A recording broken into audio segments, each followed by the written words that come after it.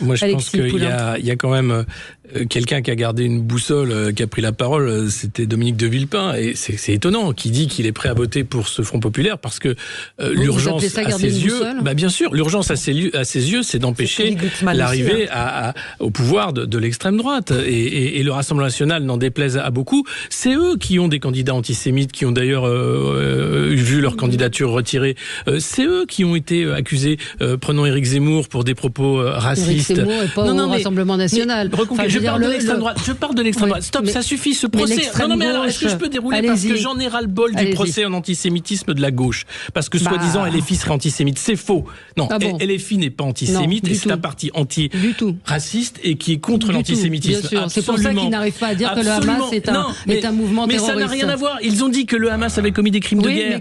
Moi, je dis sans problème que ce qui s'est passé le 7 octobre, c'est dégueulasse et c'était du terrorisme. Il n'y a aucun problème avec ça. Mais c'est aussi des crimes de guerre. Et bien sûr que c'est un mouvement terroriste. Évidemment, il est reconnu comme tel. Mais eux ne le disent pas. Mais pas tous. Et peu importe. 80% des gens de LFI. Pourquoi le Front populaire intègre Poutou? Pourquoi la CGT sort de son devoir de réserve et finalement dit votez pour le Front populaire?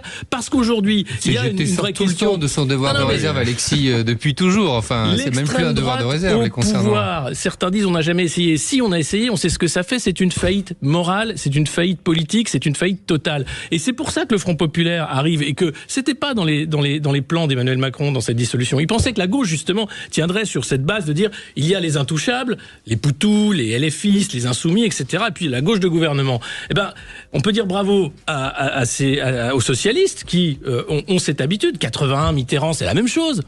Des ministres communistes. Oh là là, les chars russes sur les Champs-Élysées. On a vu ça, ça a ruiné la France. On n'a pas 2 ans, 2 ans et puis pour après, se coucher devant les marchés et admettre que le monde fonctionne. Parce que qu'est-ce qui va se passer, Alexis, demain? Qu'est-ce qui va se passer demain si le nouveau Front populaire arrive? La veuve japonaise qui met son argent sur les marchés et qui achète de la dette française et qui pour l'instant prend pas la parole parce que ce qu'elle veut, c'est que son petit pécule il augmente. Le jour où vous allez toucher à la richesse de sa retraite, elle va faire comme elle a fait au moment où Liz Truss lui expliquait quelle était sa vision de l'économie. En 2 semaines, elle l'a déconnecté. Et en 2 semaines, dans le monde financier va déconnecter le gouvernement français, si jamais c'est ce qui... Pas tous en même temps.